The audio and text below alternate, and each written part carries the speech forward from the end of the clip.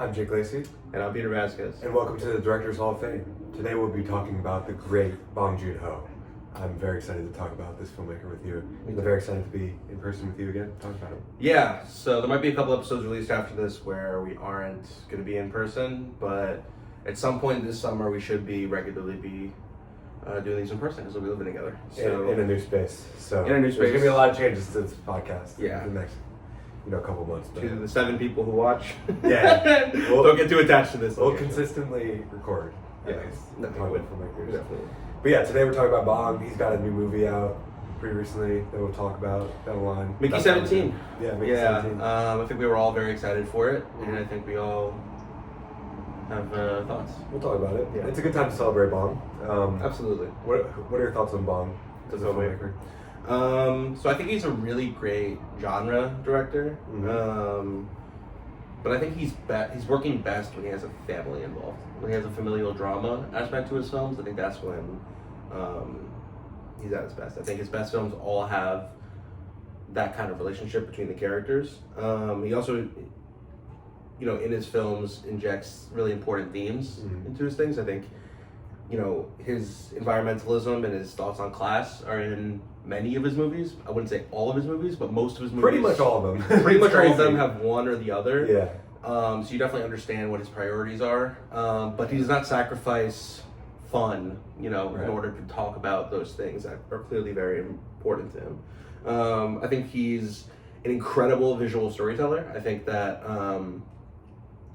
you can see his storyboards and stuff like that. Each of his movies feel storyboarded in a good way, especially Parasite, which it feels like everything is like drawn. You know what I mean? It's so like intricate. It's almost like he's an animation director in that sense. And I think that you just respect somebody who clearly is in total control of the work and is operating at such a high level. I totally agree. You're gonna laugh, and this might not make you too happy, but the filmmaker he reminds me most of is Steven Spielberg. That's not a terrible take. His films are about family. Yeah. And he doesn't sacrifice entertainment for important topics. I think all that is true about Bong, and I think all that is true about Spielberg. I think Bong may be more importance on the important themes, much more focus on class. Spielberg doesn't really cover that type of stuff. But I think the familial aspects of like the host is just Jaws. I mean, exactly what that is. But it's not like a one-to-one, of course, but I think he reminds me of him in a lot of ways. I think Bong has an edge that I really enjoy. That's true. I feel like those are the kind of filmmakers I enjoy, and like Spielberg has an edge, but it's just different. Spielberg would never make Memories of Murder. No. But I see what you mean. The Host, Oakjaw, Snowpiercer, and Mickey 17, even to an extent. Yeah. Those are maybe darker versions of Spielberg, but it's a riff on that kind of story. So I understand. He definitely works in that like grand scale. Yeah. Scale is a part of the deal with it, but that's not the case with. I mean, this is probably the filmmaker whose films have the broadest scale out of anybody we've done so far. Oh, for sure. I mean, Adam McKay gets high budgets, but those films are not necessarily like hugely. The images aren't huge. Yeah. It's usually people talking, and those are grand ideas in them. But Bong has that, and also so the images. And like we've said, most of Bong's films are about about our world. So are Adam McKay's. He covers films about America, but these are films about society and class. Yeah. I think he does the best. He might do the best version of those types of stories. Yeah. Those important themes. I think he's probably the key international filmmaker of our time. Yeah, I think the Parasite Oscar quadfecta, whatever you want to call it, cemented him as the most important international filmmaker. I wouldn't say he's my favorite necessarily. Who would be your favorite? I think I prefer the work of Wong Kar-wai or Hayao Miyazaki. Miyazaki is fair. I think Miyazaki's almost in a different Yeah, world I because feel it's like- animation yeah. and you can get dubs of that. Yeah. And that if you have Robert Pattinson acting in it, it just feels a different experience. Mm-hmm. So in terms of like people who make live action films in a foreign language, as of right now, it's Bong, definitely. Wong Kar-wai doesn't really work as much anymore, anyways. Right. So it's more of like a generational thing. Yeah. But Bong's definitely up there. I mean, he's definitely the most important, and that's kind of why I'll get to it more. But I feel like the post Parasite film, Mickey 17, I wish more of. That's fair. Yeah. Yeah, I think we're inducting him based on Parasite alone, I think that would get a filmmaker there. Yeah. It's the first non-English language film to win Best Picture. It's like an historic win. Yeah. But he also has a great filmography with many films that I love. Absolutely. So I think he's a more than worthy filmmaker to be in this. Yeah. I think it's really cool that he works in both the Korean and the American film industries. Yeah. I think that, I think that he has, he gets varied returns on the American stuff, Mhm. but it's still really cool that he's worked with Robert Pattinson and Chris Evans and Jake Gyllenhaal. And all these guys, you know what I mean? Because you'd imagine that like it'd be very cool. I mean, I guess Marco I did that one movie with Natalie Portman, but like generally your international filmmakers don't like imagine like I don't know, like if Bergman had done a film with De Niro, you know what I mean? Like that would have been very cool. Yeah. So yeah, it's really cool because you get to see his work in different cultural contexts. Yeah. I think that it's just also fascinating to see a director make a film in a language he doesn't speak. You know what I mean? Because there are multilingual directors who will work in both languages. Like I'm trying to think of one who speaks English. It's got to be some like Italian director. It's like I don't know. I'm trying to think of any. I can't think of any. But maybe Justin Trier. Oh yeah, sure. Like she works she clearly understands all the languages she's working in. Yeah. But with Bong, it's like you see him, like you have to imagine him on set being translated the words of Robert Pattinson or whatever. Even Inglourious, I'm reminded of Inglourious Basterds and what Tarantino did. In terms of like working in those different languages and stuff like that. It's not an easy feat. I think that it's just fascinating to think about the work in that context. Right, and I think that's why I give those works more of a leeway because he's operating in a foreign language. He's choosing to do that, but I think it's impressive and admirable that he does that. And what's cool about him working with all these people is he gets his films widely seen, and people will go out to see it because Robert Pattinson is in it, not necessarily because it's a Bong movie. But now I think you can sell it on being a Bong movie because he made Parasite. And Parasite's just so widely loved and widely acclaimed and won Best Picture. And I think that's one of the coolest things to happen for movies in the past 5 or 6 years is that winning Best Picture and that being such a big thing because that is such a worthy movie. Like that is like, out of all these movies that have become big things, like Everything Everywhere All at Once, Midsommar, you could call Honora to an extent. Honora, yeah, you could call them overrated, blah blah blah. But I don't know anybody that considers Parasite overrated or not worthy. I feel like there probably is people out there like that. I think it's like in the top 10 highest average rated on Letterboxd. Yeah, for a reason. I think people at the least admire its greatness. So we'll get more into it down the line, but yeah, I feel so bad that like I actually still wish another movie won Best Picture that year. Me too. Yeah, it's Once Upon a Time in Hollywood. Yeah, which it's a very important movie for us in a very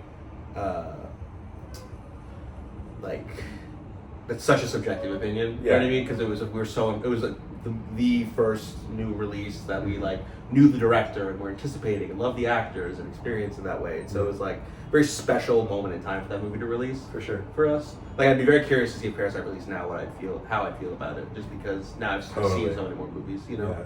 Like Parasite was the first foreign language film I'd ever watched in my entire life. Like it was actually interesting because I remember I watched it after the Oscars with my dad. This was like a little before COVID. And I remember like telling my mom, who's like not a big movie person, I was like, oh yeah, we watched it with subtitles and it was fine. Like there was the only thing my experience with subtitles might have been like anime a little bit. I'm not even a big anime person, but like sometimes there'd be like, I'd watch Dragon Ball and then you'd be on subtitles instead because they hadn't caught up to the dub or something like that. But to see like live people and people in a different language act and stuff like that, it was the first time, and it was a really great experience. And Bong even says in his Oscar acceptance speech, which is a legendary speech. It is a legendary speech. If you can just a whole world of movies are waiting for you if you're able to just read instead of only watching the movies in your language. Which I think there are many people who, even I to an extent, could benefit from watching more movies from other countries. And stuff totally, like that. There's so many gems out there. And so many gems that we haven't seen yet. There's a high chance that if, without Once Upon a Time in Hollywood, we're not doing this podcast. So that film is very important to us. but I am glad. Any Parasite, other year though, besides maybe the Oppenheimer year, Yeah. I would have given it to Parasite. I'm glad Parasite won. It's the I'm best so for happy the, that won. It's the best for the industry. It would have been chaos if Once Upon a Time in Hollywood won Best Picture. I wish Tarantino had a best picture. I wish they would have split that or something. Even the screenplay, not because he like Parasite winning screenplay is like I'm happy. It's a great screenplay, but Tarantino didn't get anything. I mean, it's cool that Brad Pitt won, I guess. Yeah. But that was a tough beat for a movie. Really good for year, Peter. But really it was good an year. amazing year for I mean, Scorsese has The Irishman, and there's many good things. Scorsese, Bong, Tarantino, Noah Baumbach, Greta Gerwig. I mean, that's just 5. That's not even including, some of the other stuff.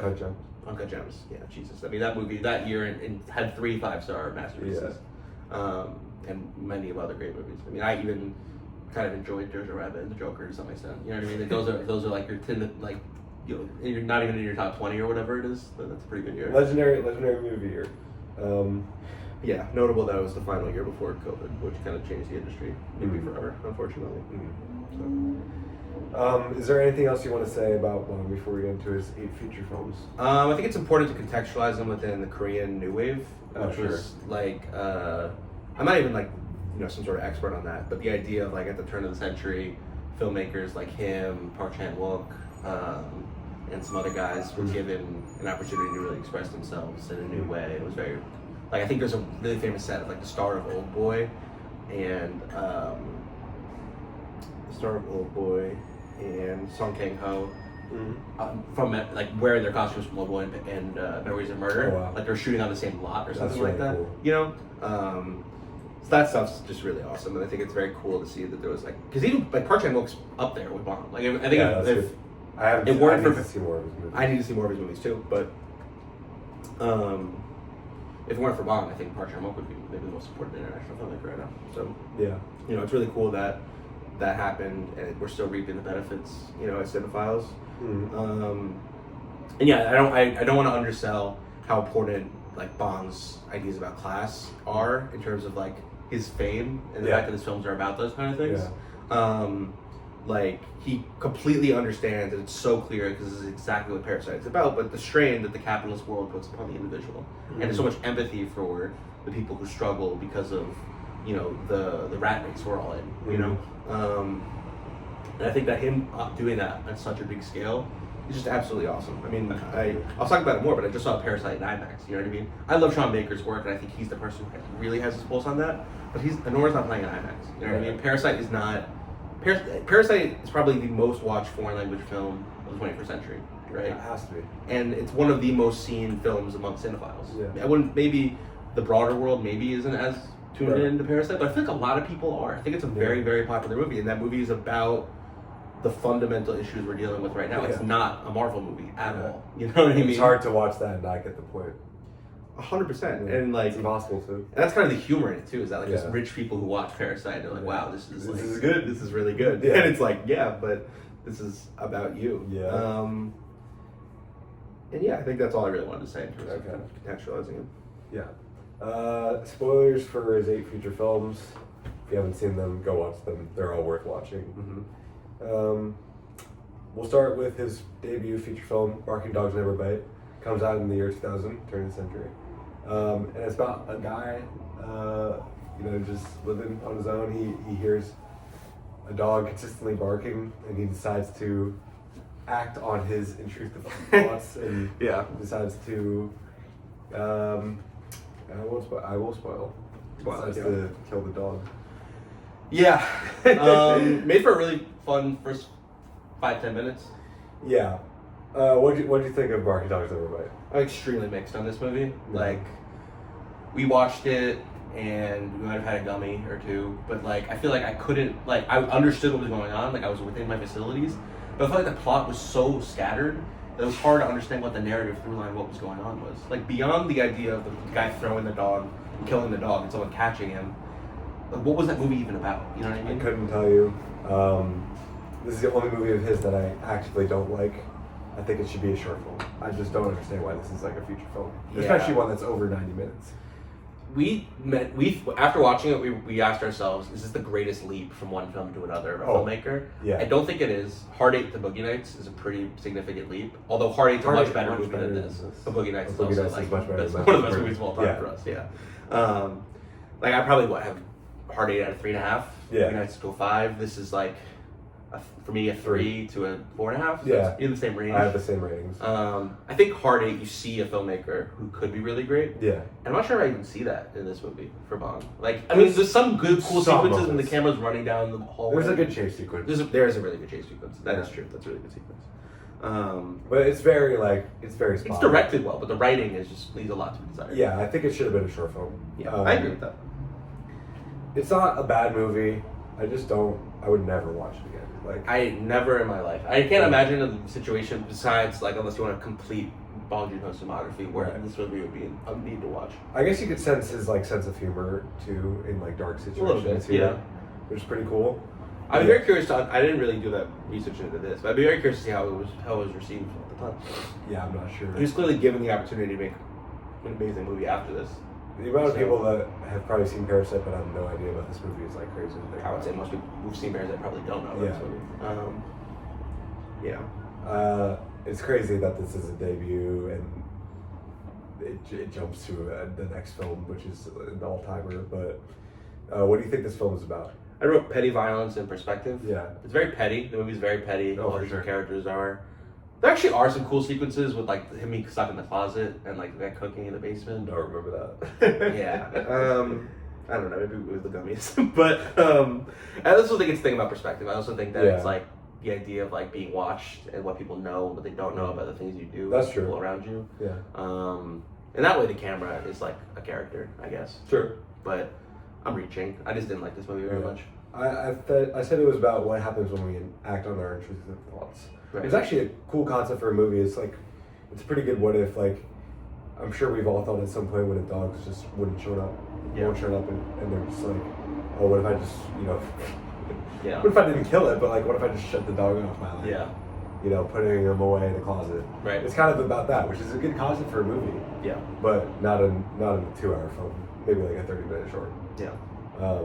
Which I think this should have been. As I said, I don't really have much to say about it. I don't really. Yeah, like it. nothing else really.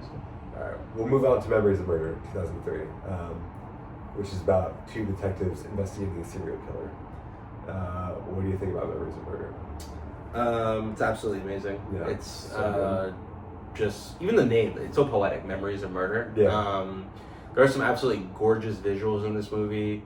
The writing is incredible. The acting is incredible. This movie is really about the trauma and pain that you inflict upon yourself by searching for answers. You know what I mean? It's like it's almost I cannot think about this movie without thinking about Zodiac. They're so intertwined in terms of like these characters who try to find a killer and never find him out, and what the effect that has on their lives. I think Bong has Zodiac in his top 10 favorite movies of all time, and he's a huge fan of David Fincher, which is extremely interesting because after I watched Memories of Murder, I was like, dude, Fincher kind of ripped off Bong. You did. Both of these movies, there's something missing just a little bit for me. They're both amazing. They're both absolutely incredible. For me, Zodiac, I'm not thrilled with the Jake Gyllenhaal performance. Sorry, me and Jake have this. Well, Jake Gyllenhaal's name is pronounced Gyllenhaal, and we always say it like that.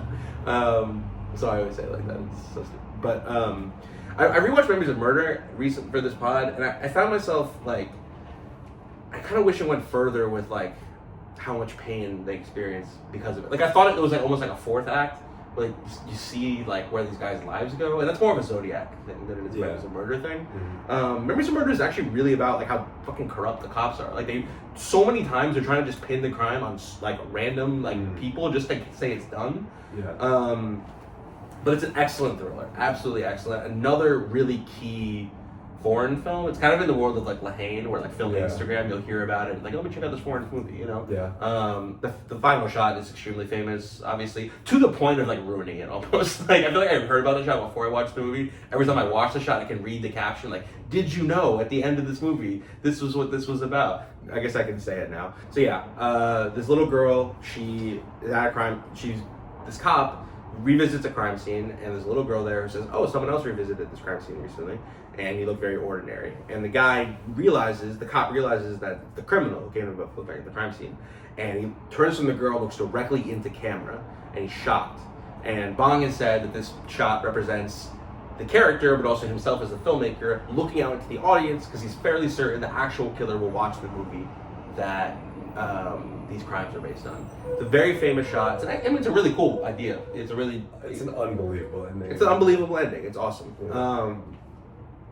Yeah.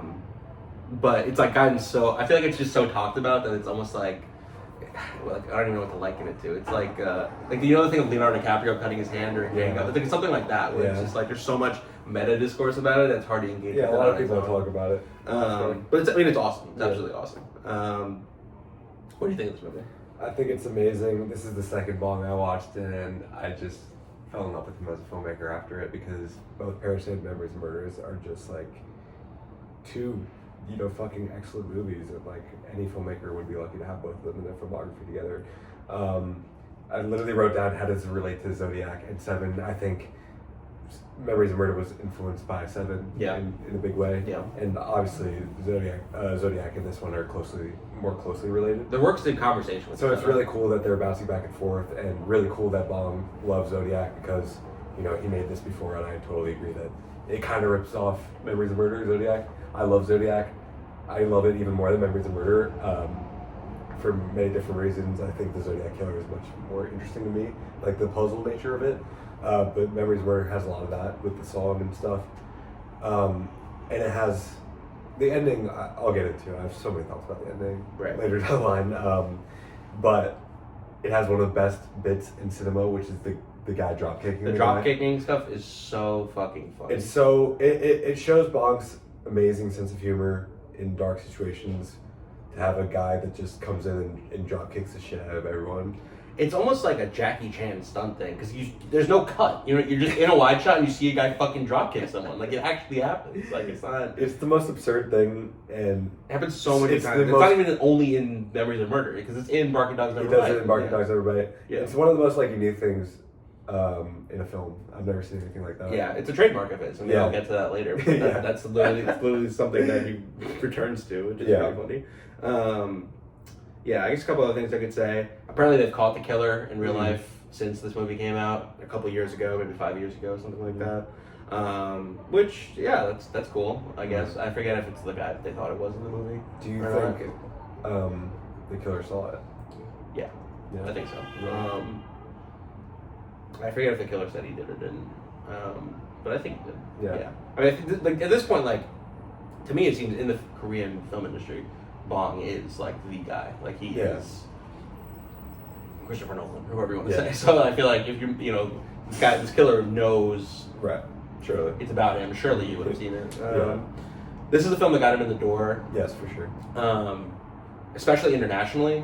I really don't know how Barking Dogs Never Bite was received in Korea. But the fact that he was given the opportunity to direct this movie makes it seem like he probably had sway to an extent. Yeah, it's hard for me to say just because I don't know the research, but. This is the movie that put him in the conversation of world cinema. Yeah. This is one of the movies that Quentin Tarantino included in his 20 favorite movies from the year that he began directing. Not the only Bond movie he does. Not the only Bond movie he included. Yeah. From 1992 to 2009, that was one of his 20 favorite movies. It's easy to see why. It's an amazing movie. One of my 100 favorite movies of all time. Yeah, this is probably my favorite Bond movie. I wouldn't say it's the best, but I think it's my favorite. I respect it. I watched every single Bond movie this month besides this one. I didn't need to rewatch it because I know how I feel about it. I love it, but I can't wait to rewatch it one day. I think it's an amazing movie. And I think it's about how, I haven't said what it's about yet, but I think it's about how evil lurks in each and every corner of the world. It can even be inside you, which is also what I think the ending is about. Yeah. It's about, it could be him. Yeah. It could be us. Yeah. It could be the viewer, which I think... I love endings like that. I love meta stuff, and I think it's maybe the best version of that, or one of the best versions of that, just because of how it relates to the story and what he's trying to say with the film. Yeah. Anything else you want to say? I don't think so. Okay. We'll move on to The Host, 2006. It's about a giant sewage monster taking over the city and the family that it directly affects. It's a family story, like you kind of said previously. We watched this together in preparation for this because we both hadn't seen it. What are your thoughts on The Host? I just think about the family when I think about this movie. Yeah. I like this movie. We watched it together, and I got a little sleepy towards the end. I worked earlier in the day and just I don't know. I felt a little sleepy, but I was there for most of the movie, and it looks really good. Mm-hmm. I love the cinematography. I love Song Kang Ho's blonde hair, the blonde highlights. He looks great. I love the grandpa character. I love the daughter character, the son. It's just a really awesome family. Mm. He has a lot of these in his movies. It reminds me of the Parasite family the Yeah, most. for sure. And it's a really cool action movie. It's like an amazing action movie, honestly, compared to most of the action movies that come out today. Yeah. I'm not sure what this movie's about thematically, like besides family for me. Well, I think it's about what can go wrong when we don't take care of the environment, which is a very easy thing. Yeah, I guess that is like I didn't really think about that. That is true. That's the subtext. But that's how the monster gets created, by just dumping Yeah. shit into the ocean. Yeah, that's true. That is what that is. I guess more about like what is the plot about? Because that's what that character Then it's the means. family. Yeah. Yeah. I was thinking more broadly. No, what you're saying is true. I think that's probably what he was trying to communicate. Yeah. I just mean like the series of events. What's the lesson? I guess necessarily. Mhm. But I know what you mean. Yeah, I think about the family, and I think about. I mean, the CGI, not great for the Right. hasn't aged great, but also for the time, pretty cool. I think it's a charm. It's a feature, not a fault. I think Yeah. a lot of people would be put off by it because it doesn't particularly look great. But I think it works for the movie. I don't. It's kind of classic in a sense, like Yeah. 2000 kind of thing. Yeah. This is definitely where he steps up in terms of scale. Like, Oh, for sure. I mean, Memories of Murder thematically is very rich, but is not a movie that necessarily has pretty tightly huge action, focused. Yeah. action sequences. Yeah. I like the host. I sense that I like it a little less than other people because this movie was also included in Quentin Tarantino's 20 favorite movies of those 17 years. And as much as I like this movie, you know, there are many other movies I probably would have picked. You know what I mean? I agree. Yeah. I really like it. It's my kind of movie. I love monster movies. I love action movies. And it's cool to see Bong do like a Jaws. And Even me, the Spielberg hater, would say Bong doesn't quite reach those heights. oh no, but, not even close. Yeah. But it's a cool attempt, and I like how the movie gets straight into it too. There's like Yeah, it does go right into it. That opening sequence is amazing. yeah. Anything else you want to say about that? All right. We'll get into Mother, 2009. It's about a mother trying to free her son, who is charged with murder. Maybe correctly, maybe incorrectly. The movie delves into that. You saw this way before me. I only watched it recently. Yeah, I saw this a while ago, almost 3 years ago, on 35mm at New York City's IFC Center. Great first experience. Awesome way to see the movie. I think it was introduced by somebody who had written a book about Bong. Oh, nice. Yeah, it was awesome. I really liked it when I saw it. I didn't especially remember the plot, so I just reread the plot. I didn't feel I needed to rewatch it. But just another great thriller that deals with those familial themes of relationships between the people closest to you. And I think that this movie also kind of reveals Bong's minor fixation with people who are mentally challenged or disabled. Oh, and I for think sure. like the empathy he has for those people. Yeah. But just rereading the plot, all the images were brought back to my mind about what this movie is, and I think that it's just a very good crime movie, and I think it's original. I don't think it's original. And excuse me. Besides, it's most like Parasite in the sense that it's a straight original thriller, Right. you know, without the scale, without the sci-fi, without the real life biopic parts. Like, this is just kind of Bong doing a story that comes to him in his mind, and if every single one of his movies was in this world, I would love it. I mean, I'm glad he does other stuff too. Yeah. But this is the mode that I think I respond to the most. Yeah, I thought this film was amazing. It's probably the film that feels the least like Bong to me, and I don't really know why. Maybe Bark Knocks Everybody as well, but I don't know. It didn't really feel like what I'd come to know Bong as a filmmaker like, but that was cool to see him do something different, but still very cohesive, and you can't tell it's Bong. It's also much less of a revenge story than I thought it would be. It technically is, but it's more bleak and more like, some filmmakers would make this more action-y, I think. Yeah. But this one was very grounded and realistic, and I really like that about it. They don't actually reveal whether the son did it or not, did they? Oh, no, they did. They did. He did do it, right? He did yeah. do it. Yeah. He threw a rock. The rock. Yeah. He didn't mean to. And the grandpa saw that, and she Yeah. kills the grandpa. Yeah, she because kills the grandpa. Yeah. Which is an amazing sequence, and very chilling, and I think what gets into what this film's about. I think it's about the lengths some people will go for others, especially with loved ones. I literally wrote down the lengths one will go for someone they love. Yeah, exactly. I think it's very obvious, but Yeah. it's an important message, and I think it's a cool way to do that through like not a serial killer, like a crime movie, detective movie. You don't really get the perspectives of the cops much. Yeah. That I also think is good. Yeah. It's much more focused on, the grounded side of things. Who would you cast in an American remake of the year 2009? Good question. The obvious answer is Meryl Streep, but I don't know. Yeah, I feel like she's too famous. Mm-hmm. I think what's good about Mother is like all these people feel so real. Yeah, I would never want them to do one, but I always love the recasting Right, no, me exercise. too. I don't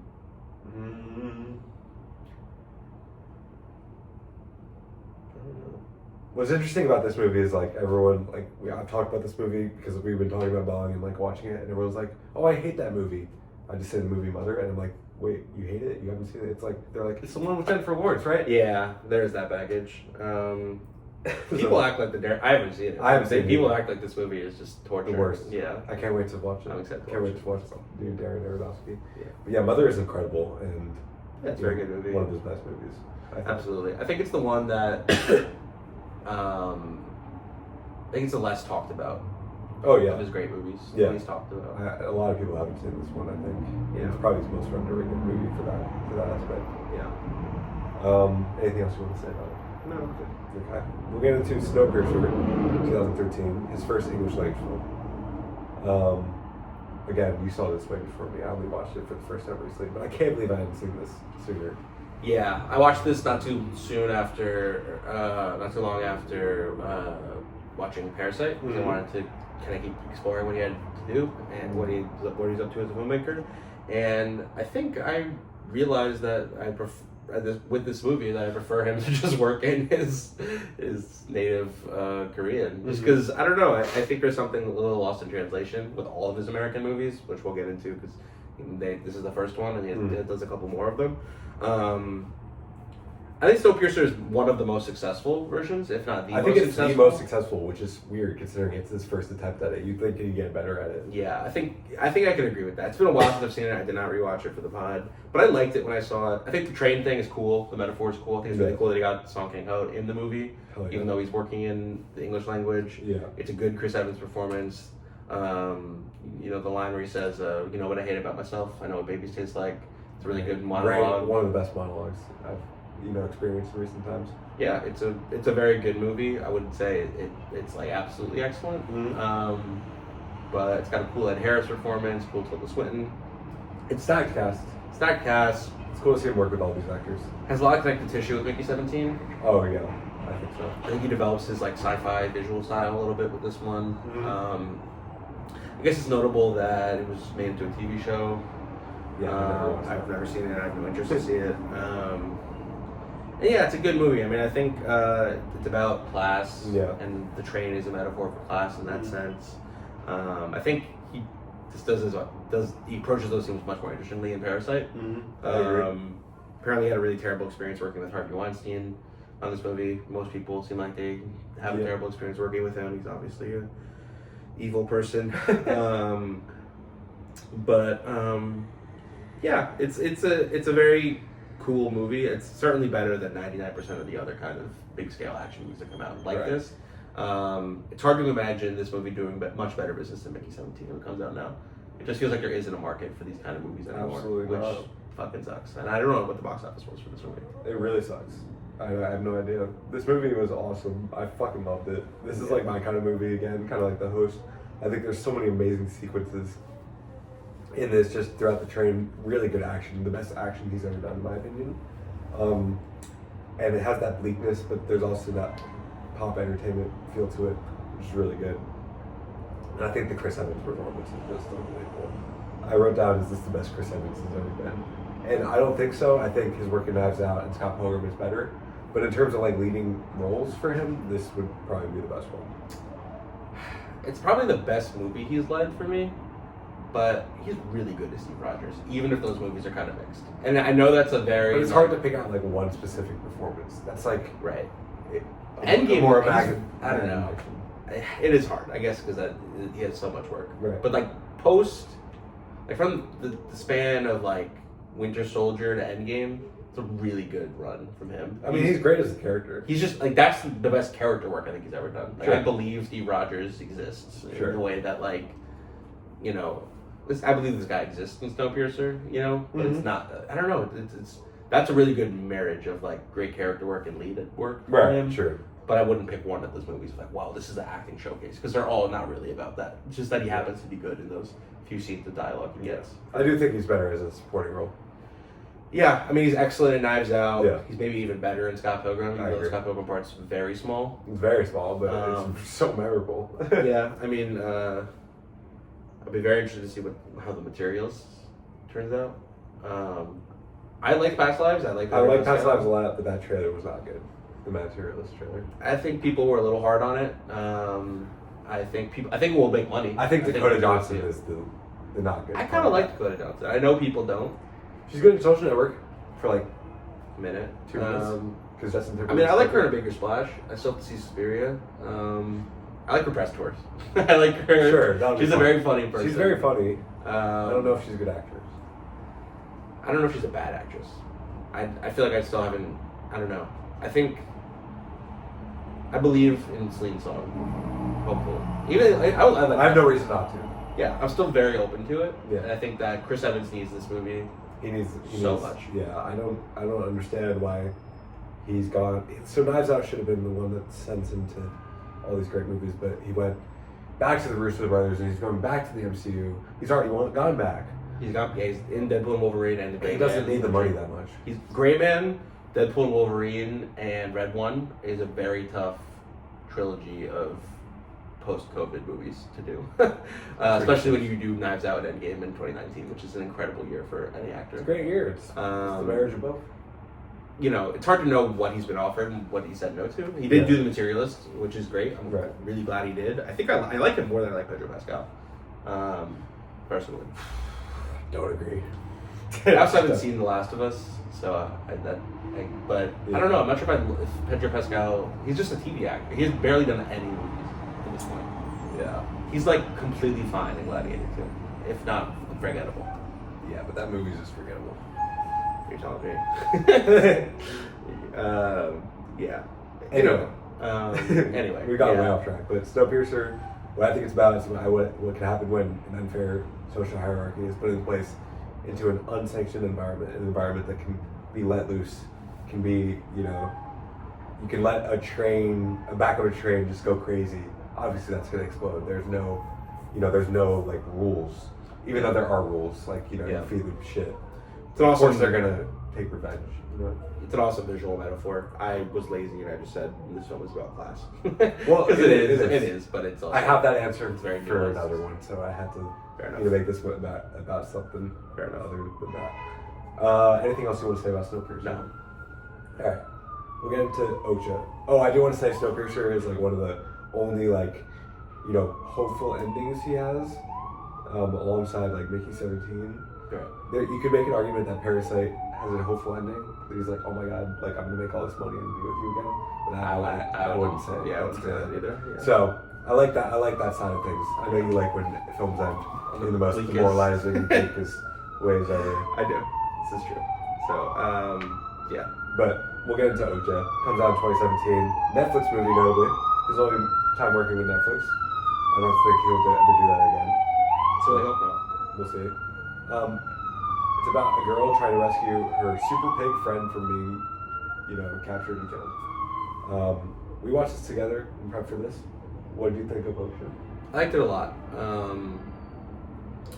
I think I like the parts in Korean a lot more than the parts in American. By far, this is like the biggest divide in his films. But there's it's also some of his most like the stuff with Paul Dano is like Oh, my that stuff's favorite great. American That stuff's really good. Bong stuff Yeah. he does. But like the stuff with Jake Gyllenhaal, say the same. That performance is fucking weird. That performance is so bad. I don't like it at all. It's way too much. It's way too over the top. I don't know who he's trying to imitate or what the hell he's doing, but it's way too much, and the movie's just weird. It's like a live action Totoro. I literally wrote down, is this you know, the closest we'll get to a live action Studio Ghibli film. It's pretty damn close, and it's pretty much as good as you can hope in terms of like that relationship between a young girl and her pet. And I mean, don't get me started on Totoro. Totoro, that movie, I love that movie. Yeah. So it's weird that I don't like this movie as much. But I mean, it makes sense. This movie has like, a lot of stuff that is just like there to drive home the point of corporate greed, but it's like so like. Just we get it immediately that I just wish it was focused more solely on this little girl. Yeah. And her relationship. I like the Stephen Yeun performance. Yeah. He's charming. That stuff is really good. Yeah. The stuff with that whole crew is really cool. The action sequence, chase sequence when they show there's some sequences in this movie that are amazing. That one, the one on the cliff when the pig is kind of like dangling. That stuff like genuinely surprised me. Like I did not think this movie would it's best action have that, and it's certainly his best action. I think I might have said that in Best Over. You said up to that point, I think. Yeah. Yeah. So this has like some generally like show-stopping stuff, but also some stuff that I just like kind of roll my eyes. The final sequence where they're killing the pigs is really effective animal rights filmmaking. Like really effective. I mean, I'm not gonna stop eating meat because of it. Right. But like you could understand how someone could watch that and be convinced to never eat like anything. It definitely made me more conscious about it for like the day, which feels fucked up to say, but just the world we live in. It's just hard. But all that stuff. There's a lot of great pieces, but I think again something feels lost in translation. Like I'm reminded of like the scene where Tilda Swinton, it's like a boardroom meeting where she comes up with the idea of like inviting the young girl to America, and like Giancarlo Esposito's there. Like, what's Giancarlo Esposito doing in the movie? And he's not playing Gus Fring. He's not playing Gus Fring, but he's just not. Outside of Gus Fring, he might be the most overused actor that is never used to the best of his abilities. Yeah. I don't know if I explained that well, but like I feel like he's in everything, but he's never used correctly. Yeah, I mean I agree with that. To the point where if he's in something, I'm like cool. Like, I actually typically he's been in so much that I now roll my eyes whenever he's in anything. Like why was he in Captain America: Brave New World? Well, that's I mean yeah, but he's amazing as Gus Fring, especially in Better Call Saul. Like as recently as 2022 or 2023, whenever the final season of Better Call Saul was, he's amazing. I think it's 2022. Yeah. But he doesn't work with he's worked with Bong Joon-ho, that's an auteur, but it feels like he hasn't worked with any auteurs doing some of the great films in a really long time. I mean, he's excellent to do the right thing, and that feels like a different person than the Gus Fring because he's just much younger. So long ago. And so long ago. Yeah. And I'd love to see School Days because I think he's the star of that. Right. But yeah, he's a strange actor, and that movie, his performance, and just all the American actors outside of Paul Dano crew, just make this movie feel really weird and all over the place. It's the movie that feels like a Netflix movie. It feels like a Netflix movie, and it feels closest to Mickey 17 for me. I think we might have said that about another one, but I feel like Snowpiercer, but I think this feels in terms of quality in the corporate stuff. The corporate stuff in this is way too much. Yeah. But I think it's about how we should be more conscious of the things we are consuming, which is a very easy answer. But yeah, I put animals' rights. Yeah, same thing. I like it though. I'm actually, I liked it more than I thought I would. Even though there's a lot of clunky parts of it, I would certainly rewatch it. Yeah, I like it. Yeah, it's cool.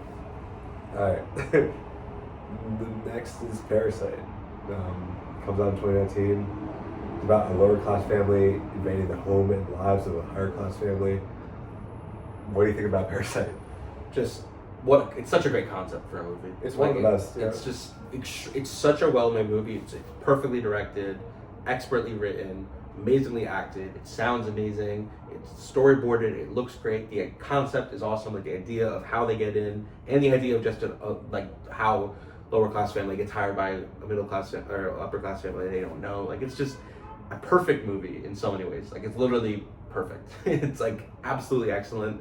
I can't say enough good things about it. I saw it in IMAX, like I said earlier, and that was amazing. It's not a movie that was shot for IMAX, and so I didn't necessarily need to see it in that format, but because I didn't see it when it was released in theaters originally, the way to see it at IMAX Lincoln Square in New York City is the ideal of deciding to watch any movie, and I'm incredibly fortunate to have been able to see it in that context. I'm really glad I rewatched it. And it's hard to think of things to say about it because it's such a discussed movie. Right. And what's discussing is what the film is thematically about is so omnipresent in like our culture that like for what is this film about, I wrote down the suffocating nature and inescapability of class issues, which is what the movie is about. I think nobody could disagree with that. But it's also extremely funny. It's really good thriller, and you can watch it, and I think anybody can watch this movie and enjoy themselves. It's pretty much as good as it gets. I couldn't agree more. I watched it once the day I won Best Picture, like you. Probably had a brain dead take at the time of loving it, but thought Once Upon a Time in Hollywood should have won. I rewatched it yesterday, and I wasn't going to. I was like, I know that I love it, but I'm really glad I did. I was just in awe of it rewatching it yesterday. I think the way it blends genre is so impressive, and it does it so seamlessly as well. Yeah. You can never tell when it's like, you can tell when it's being funny, but it doesn't stick out. Like, it all feels cohesive. And to do that is so impressive. And to do that in such an accessible way as well. I had this film being about class, obviously, and I think it's the definitive film about class. I think there's no better film that covers class in a way like this. Do you agree? I think out of the movies I've seen, obviously there's many movies we haven't watched. Like Right. I think Sure. Gosford Park is apparently a really good movie about this that exists in this world. I think that this movie is better than anything Sean Baker has done about Absolutely. this. But I think I respect the Sean Baker project more because all of his movies are about that. Right. Where Bong tackles many things. Yeah. But yeah, this is basically the best movie about that issue. Yeah. And I think it works as dramatic. It works dramatically. It works comedically. It works as entertainment. It works as art. It works in every single context. I'm hard pressed to understand why we would need an English remake TV series, which apparently is being developed. Wasn't Fincher involved with that? Adam McKay. Oh, that's even worse. Fincher's doing Squid Game. No, that's even worse. Yeah. It's so cool that something like this won Best Picture, and I think it's one of the best Picture winners ever. Yeah. Especially in the last 10 years, if not the very best. I think Oppenheimer's better. Yeah. I think Oppenheimer's more of an achievement. But a lot of people would prefer Parasite. I think so. Yeah. And so I think those two are, stand above the rest, and it's really cool that Bong has like one of those. A lot of great filmmakers don't even have one of those. Yeah, I mean, there are images in this movie that just like will live forever on Twitter. Like the idea of someone being rich complaining about something they shouldn't be complaining about, and you get that screenshot of Song Kang-ho looking mad while he drives the car and the dad's in the back driving. Like that's just an image that represents so much of what was experienced. And thank God Song Kang-ho is in this movie. It's kind of like the culmination of their collaboration. Yeah, they hadn't worked together since what, The Host? No, that was Snowpiercer. So I guess it was that long Snowpiercer, ago. but he's not the lead of that. Yeah. He's the lead of this. Yeah. In one of the many leads, I think it's very much an ensemble, actually. Yeah. So I would say Mrs. Kim. Song Kang-ho should have gotten a nom for Oscars. As just a representation of that collaboration, yeah. He should have gotten it. I know they won Best Ensemble at SAG, which is awesome. Everyone in this movie is so fucking good. Yeah, I mean the rich dad who tragically passed away. I don't know if you know about that. When I'm fairly certain, maybe I'm wrong about this, that he killed himself because he was framed for drug use in Korea, but the drug was weed. Like he tested positive for THC and was going to go to jail for life until he killed himself. Pretty sure that's what happened. I thought this was. I heard a story about this, and I thought this was someone from Squid Game. Let me confirm. Oh yeah, he did die. Yeah. In 2023. Wow. Pretty sure that's the story, which is a tragedy, and yeah, you're right. Is inhuman. Yeah. Weed's not that big of a deal, and that's very sad. Yeah, it's incredibly sad. He's excellent in the movie. I love the mom. The rich mom is so good. She might give the best performance in this movie. Maybe, yeah. She's just like so perfectly like the rich woman who's like kind of insufferable. Yeah. I love the daughter. The like poor daughter is like just as she's great. Mm-hmm. It's like you have two families. It's like you have two really awesome families in this movie. Right. And the way but they I kind of love blend is so good. I love the camaraderie of the poor family though. Like in that basement, it's just like. Just absolutely excellent. You could just see like a fucking mumblecore movie about that family, and you love it. The way you understand all of them instantly is so impressive. Yeah.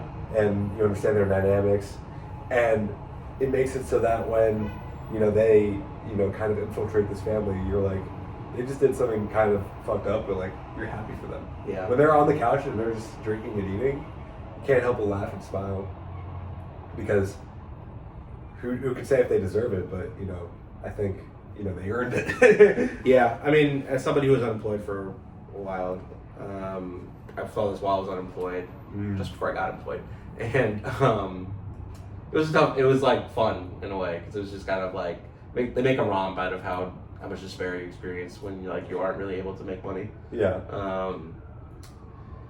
Yeah, I think it's also just a really great example of it's like maybe like my favorite acting in a foreign language because I often, no matter what country it is, no matter if it's Asian or European or whatever, like it's very hard for me to engage with performances that aren't in my language. Like I just feel it's much easier for me to engage with English language performances, and that's my fault as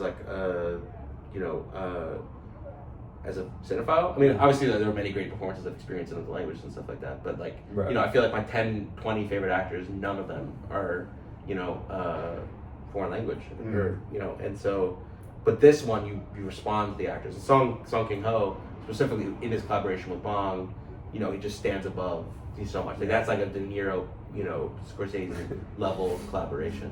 Maybe not quite up to that thing, but like pretty damn close. It's damn close. One of the best movie houses of all time as well.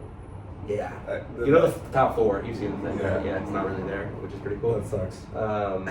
Yeah, an excellent movie house, and it's actually you wonder, it's like the chicken and the egg about like whether he shotlisted after finding the house or before or not. But we'll talk about it more. But the way in which the lines are drawn, like you have the very famous line of like you should never cross the line. That's what the rich people say about the poor, which is such a disgustingly evil thing to say. I know, it's so bad. But it's so great when you see like when the mom is outside and you see the window line and literally just the lines separating people and stuff like that. It's such great visual storytelling like that. But it's so subtle. Like I don't think I saw any of it the first time I watched it. You just engage with it on a subconscious level, and it's just absolutely amazing. One of those movies that just keeps getting better, and it will just continue to rise. It's an all-timer, and it will only get better. Yeah, I agree. Yeah. Anything else you want to say about it? I mean, it's the best.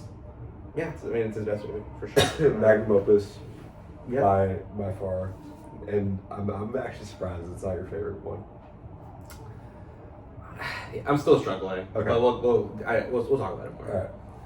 And now his most recent release, Mickey 17.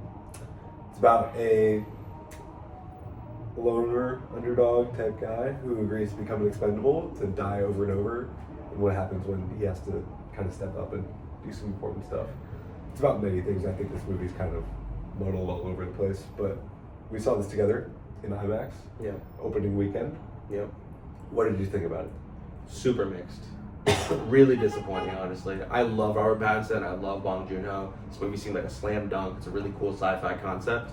Was totally in. Like, as excited for this as any movie coming out this year, bar PTA and Safdie Brothers, and it just did not work for me. Like, it's impressive. You see what he's doing, and a lot of movies aren't made like this anymore, and so that part's really cool.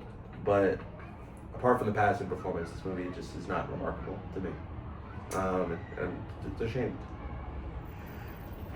Yeah, I liked it. I didn't love it. I definitely higher on it than you, just because it had many things to love about it for me. But I had this it was top 5 most anticipated movies for me, and it just wasn't a masterpiece. I didn't even totally love it. I wasn't. The movie does not rock. It doesn't. I think it's very fun in some sequences. There's parts of the movie where you see what it could be and how amazing it could be, especially everything with Robert Pattinson and Naomi Ackie. The Pattinson performance is the reason I love this movie. Honestly, for me, it's a Naomi Ackie performance. Naomi Ackie is as good, really, really good in a way that I did not know she had it in her. Yeah, she is the beating heart. She's the blood of this movie, and I love her so much in this movie. Yeah.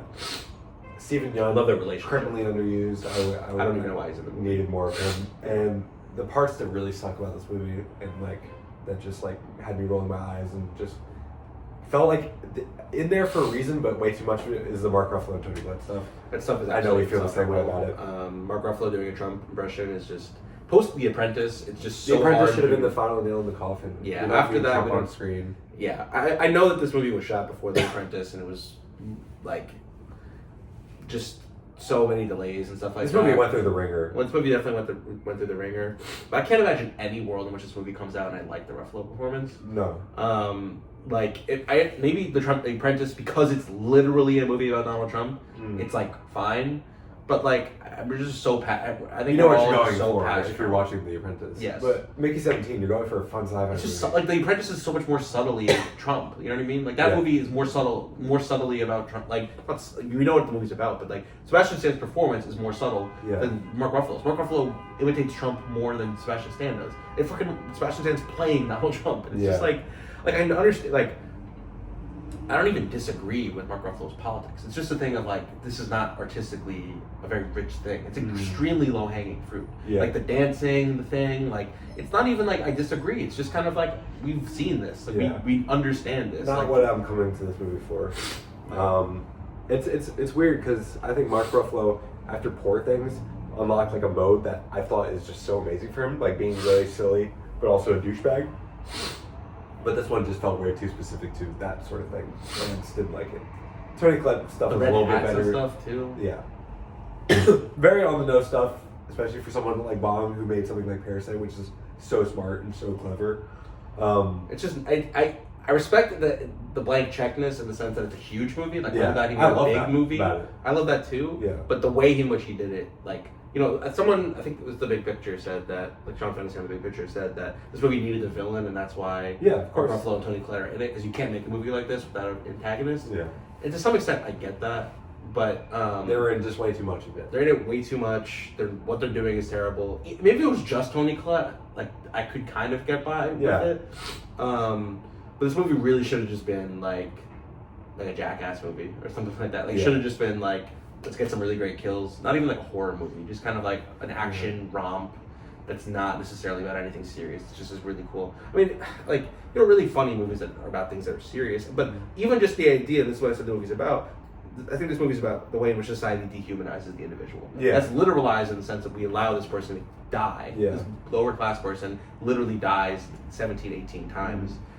That's how much. But I think that's all you subtly need. You add all the fucking religious and political Trump stuff, and it's just kind of like I feel like being lectured at a little bit. And it's overstuffed, but also undercooked. Like it feels like it's not even like the third act is so weak to me. The third act really is really bad. And visually, it's also very reminiscent of Snowpiercer in a way that like is endearing if it's a good movie because it's a style, but if it doesn't work, it's kind of like I feel like I've seen this movie before, done better. It was an interesting experience watching it to kind of realize what it was. And I think on a rewatch, I'm curious if I like it more or less. I think knowing what it is now, I might be able to like it more, but there's still stuff I like about it. And Pattinson's performance is great. He's the reason why I would come back to it. I think that performance is so awesome. It's one of my favorite Pattinson performances, genuinely. I think he gets so much to do. And, you know, if the movie was even better, I'd feel even stronger about it, but... We joked about it before. I don't mean to interrupt you, but I don't think this movie enters the canon for me of like the great Pattinson performances because the movie. I wouldn't put it top 3, but I think like there's he's made some of my favorite movies of all time with Good Time and Tenet. He's made some really really good movies like The Lighthouse and The Batman. Yeah, and this movie is just outside of that for me. His performance is up there. Yeah. But the movie is just so much weaker than those other movies, you know? Yeah. And it sucks, though, because Bong Joon is one of the best filmmakers alive. This movie definitely should have been way better than... It should have been an absolute layup, because Robert Pattinson is not Chris Evans. Like, Robert Pattinson is... Generational talent, a top 10 most wanted to work with actor in Hollywood. Like, this is, like, one of the guys. Like, Chris Evans was a guy, especially during the Captain America run, but, like, if you look at his filmography, you understand this is not necessarily the most sought-after actor. Whereas with Pattinson, it's like, you know, this is one of the fucking guys, and we got this best director winning, best picture winning director with this amazing actor doing this great concept on this big scale, and the movie. It'd be one thing if it bombed, but it was really good. That it'd be like a Babylon thing, and there'd be like almost a cult thing to it. But with this, it's like not only did the movie bomb, but it sucked. And so the fact that it bombed, that's not good for movies. That's not good for Robert Pattinson's career as a leading man. Executives are going to look at him and say, he does not get butts in seats. Batman does not get butts in seats. And so he's less likely to get a movie like this made again. And then, you know, I don't know what Bong's prospects are for making another American film, because this is a big flop. And, like, obviously economics are not a focus of the show. Like, who cares? You know what I mean? Babylon is one of my favorite movies of all time. It bombed historically, and I don't give a fuck at all. It's fine. You know what I mean? But like, you know, we'd be remiss to not acknowledge the financial implications of these movies and stuff like that. Right. And so, you know, it's like, it's almost like this was, Bong wanted to do this, so I guess it's one for him or whatever, but it doesn't feel like it's one for us as the audience.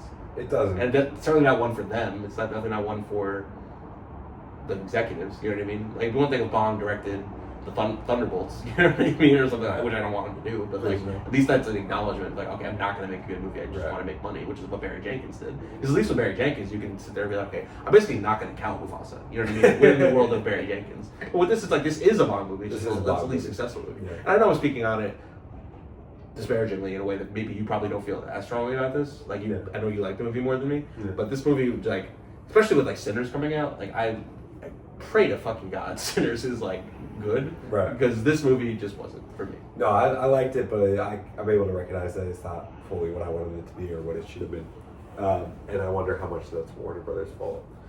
I don't want to say Bong is like, you know, without blame, but just all the delays and stuff this movie went through.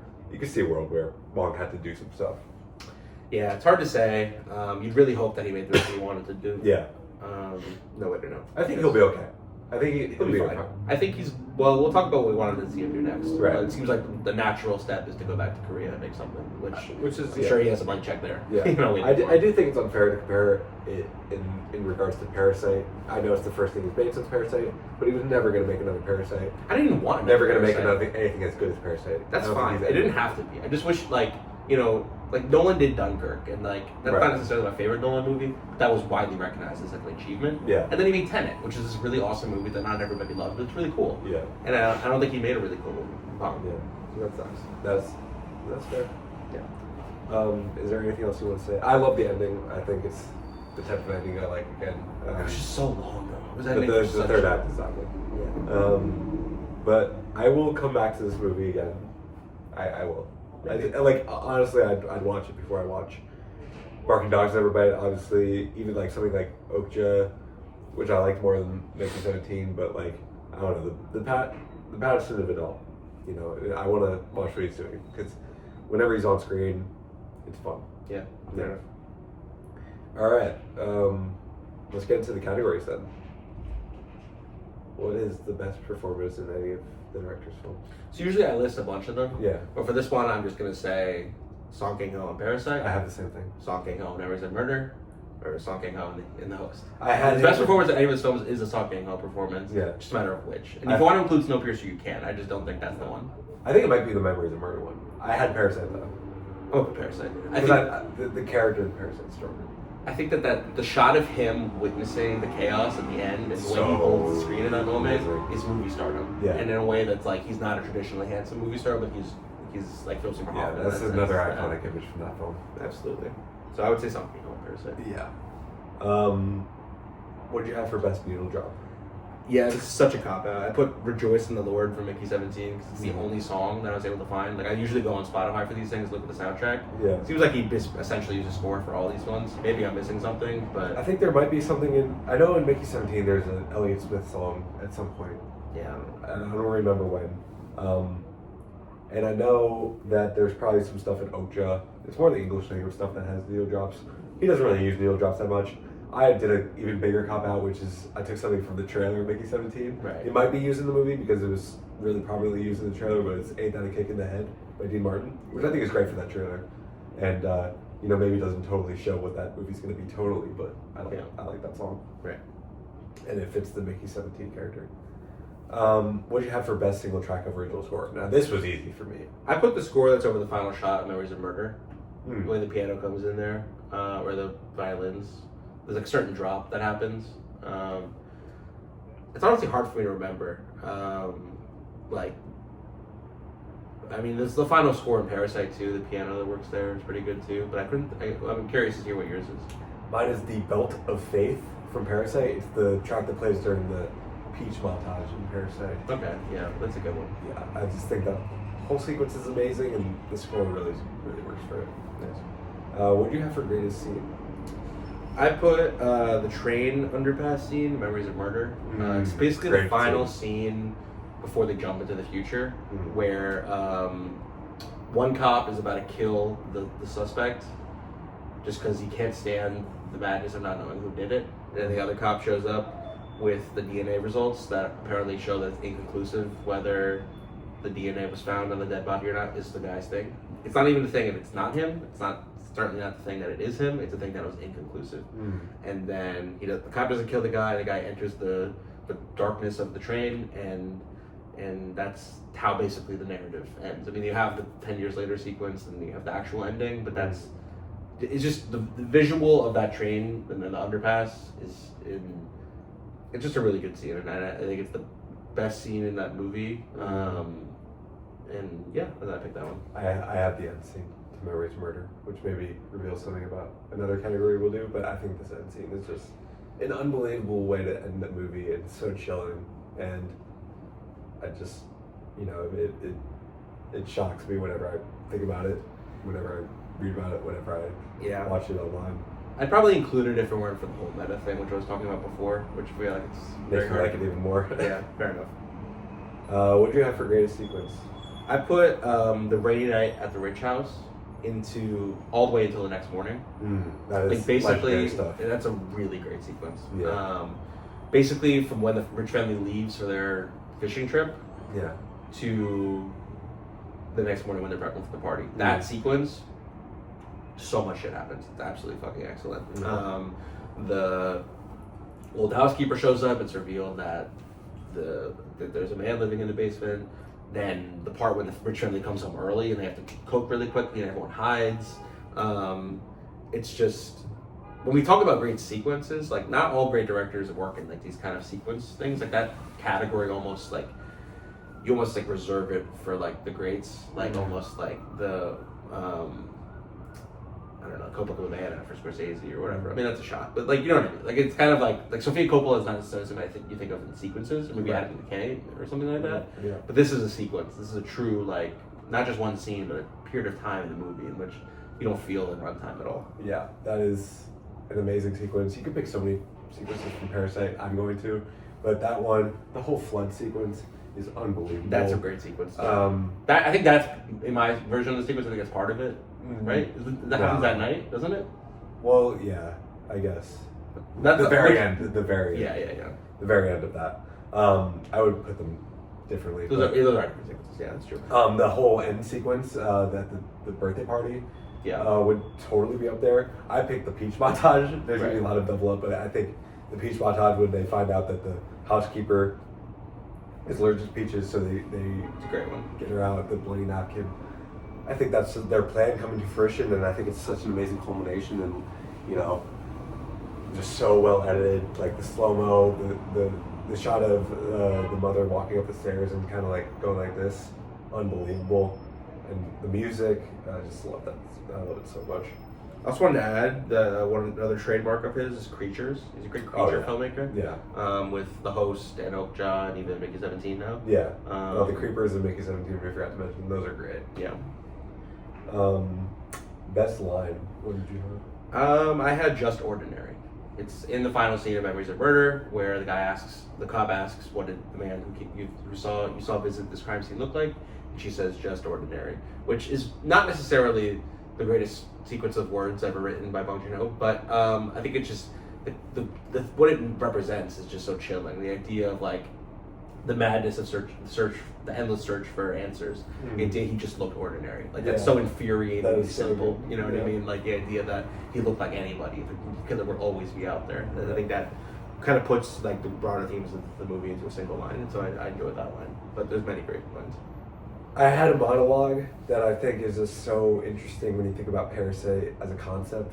Like this, it's all about this plan that this family has. So I had this monologue that Song Kang-ho delivers after the flood when they're in the gym all together. He says, "You know what kind of plan fails? No plan at all. I considered this line. No plan. You know why? If you make a plan, life never works out that way. Look around us. Do these people think let's all spend the night in the gym? Well, look now. Everyone's sleeping on the floor, us included. That's why people shouldn't make plans. With no plan, nothing can go wrong. And if something spins out of control, it doesn't matter. Whether you kill someone or betray your country, none of it fucking matters. Got it?" That is such a bleak line. And it's such an interesting line when you think about this family and what they had done and how they devised this whole plan. And now they're talking about how, if you don't have a plan, nothing can go wrong. I think it's an amazing monologue. And why I picked Song Kang-ho from Parasite, and why, I picked it for best line.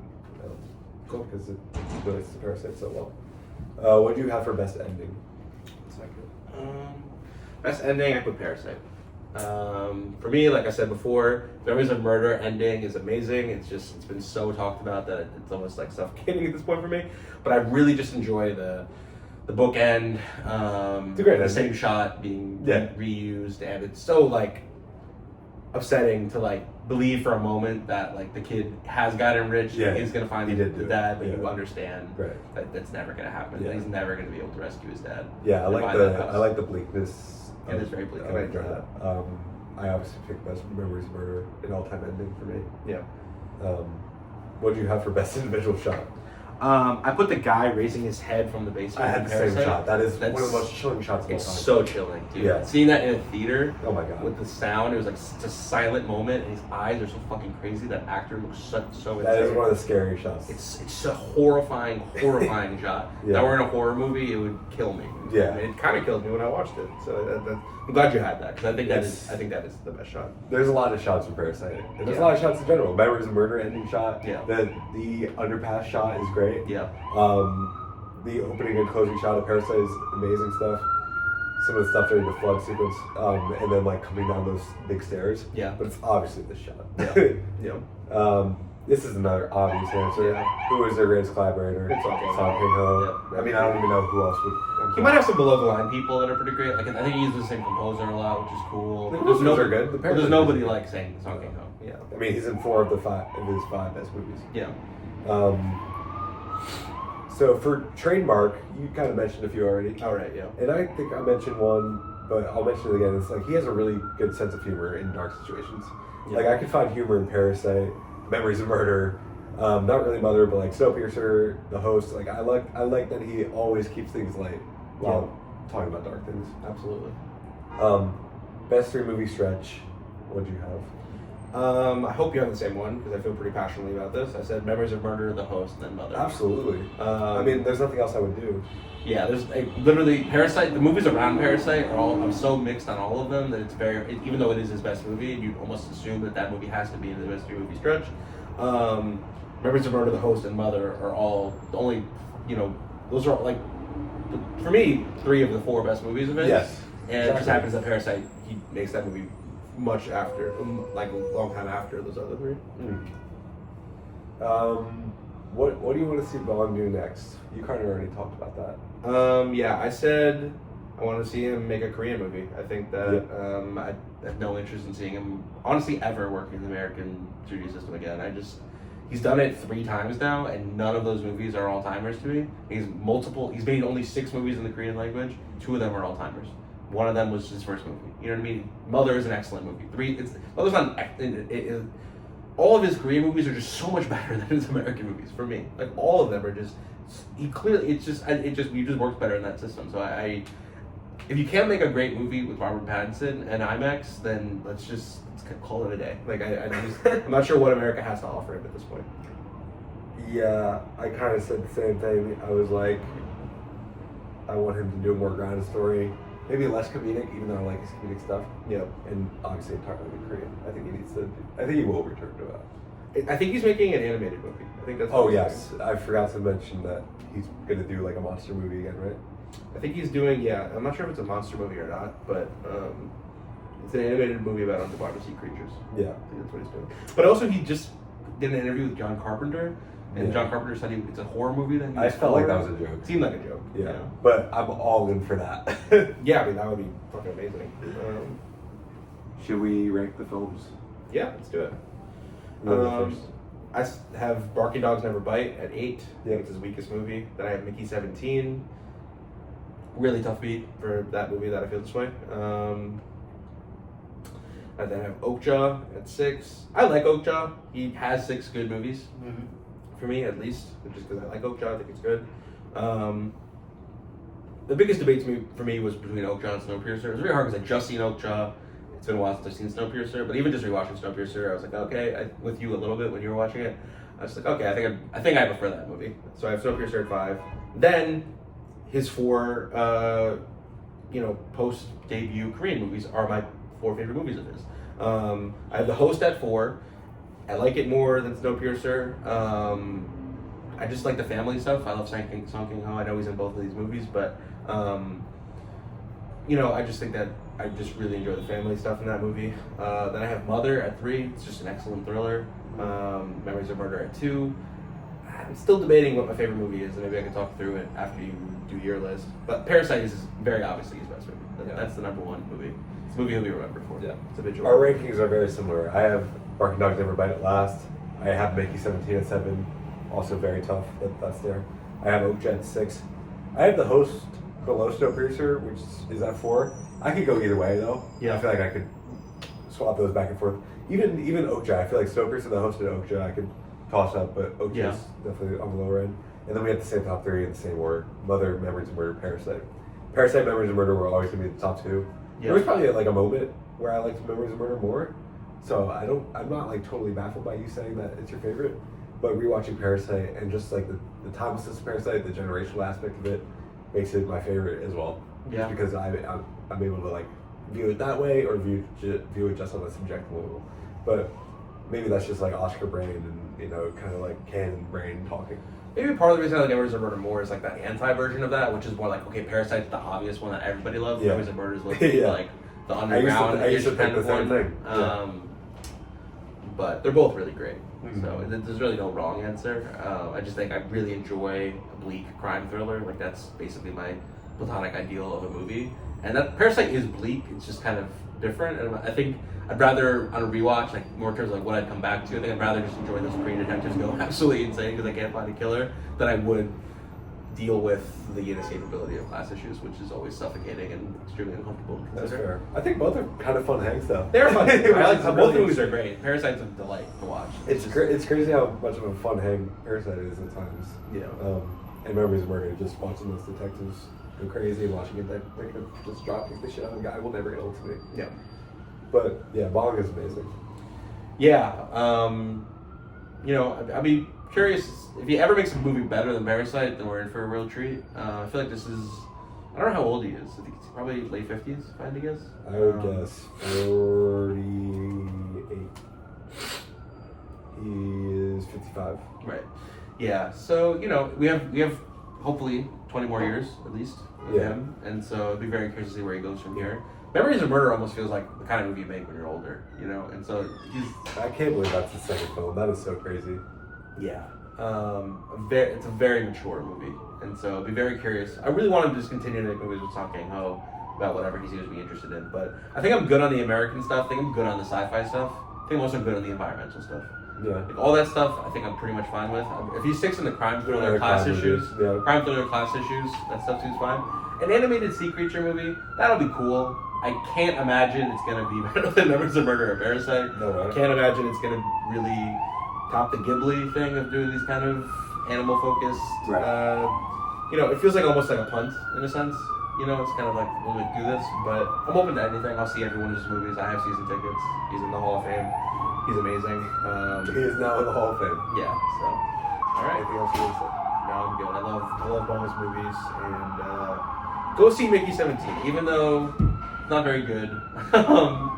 You could do a lot worse. You can do a lot worse than that. This is true. You can also do better, but Yeah. it's worth your time. I'd say. Yeah. All right. All right. As always, a pleasure. A pleasure. Thank you very much.